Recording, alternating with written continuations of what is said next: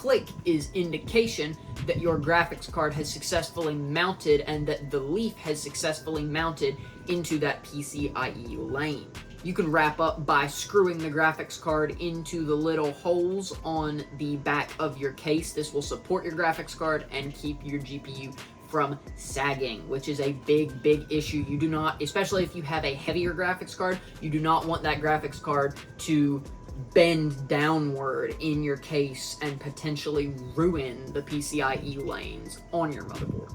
Once that's screwed in, go ahead and locate the proper connectors on your power supply to power your graphics card, and then during the cable management phase of your build, go ahead and plug in those proper connectors to your graphics card. And if you followed all of those steps, you should be home free, able to use your graphics card and game in glory.